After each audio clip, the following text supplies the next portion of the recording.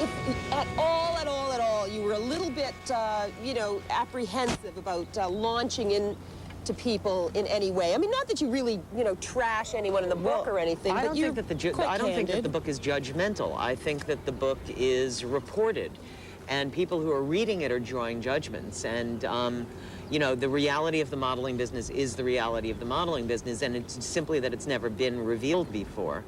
Michael Gross has ruffled a few feathers in the fashion world with his new book, Model, The Ugly Business of Beautiful Women.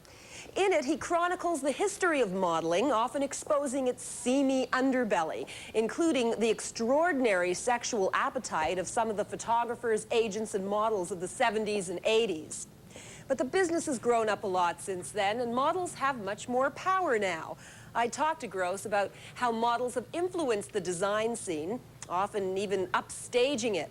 But first, we discussed an issue that still persists today: drugs. Sure, you know, anywhere where you get a bunch of 20-year-olds with too much money, you're going to have drug use. But it's the same thing in the modeling business as it is in the entertainment business, as it is in the sports business. You know, these are all very high profile, very high pressure worlds. And they're all worlds in which young people without a lot of education and without a lot of psychological and social preparation and grounding are thrown into a volcano. But what about the future of models and supermodels? And I mean, is this continue to escalate? It seems like there's no place else for it to go. I think that what you're seeing now is you're seeing that the models got a little bit bigger than everything. They got bigger than the clothes, they got bigger than the shows, they got bigger than the designers. And I think that the business has now, consciously or unconsciously, turned a corner. And you notice that Bridget Hall, who just signed a huge contract with Ralph Lauren, is still not a household name the way that Cindy Crawford or Claudia Schiffer still are. So you have, first of all, you have this generation of mega models who are still magnets for attention. You have a business that doesn't want the tail to wag the dog. You know, that arrogance of the supermodels became a negative.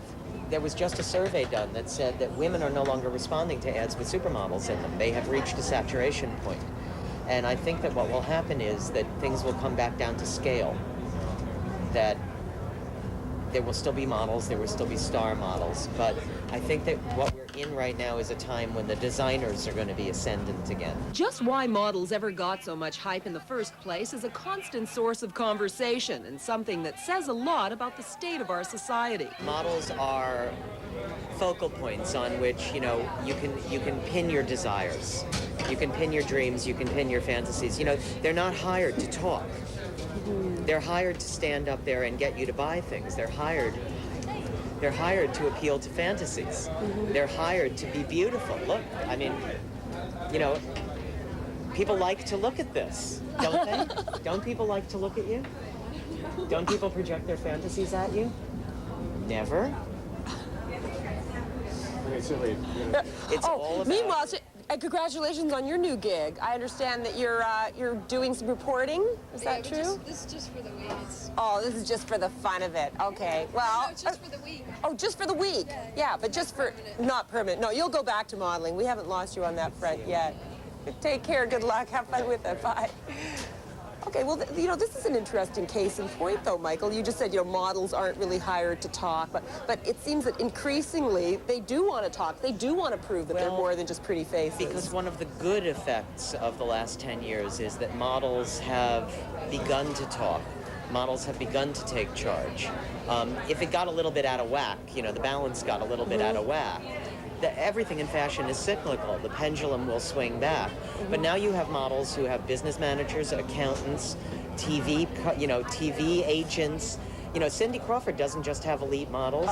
She has William Morris, she has MTV, she has Pepsi, and the models themselves realize that they could parlay all of this into something much bigger. You know, they've exploited the fashion system to create something more for themselves, and it's a good thing because look, you know, in years past, at age 27, they'd be, you know, like a Kleenex thrown away. And nowadays, look at Lauren Hutton. She's 51 years old. She still has a great career. She's going on television now, you know, and people are beginning to realize that there's more to a model than a face. But while some supermodels continue to bask in the glow of model mania, intent on proving their talents are multifold, there's at least one lovely lady who wishes we'd all get over it. Basically, in my own opinion, I wish everybody would stop dealing with this business because it's so boring. You know, it's like, please, you know, how much more soup can we cook out of these old bones, you know, as we say in Danish.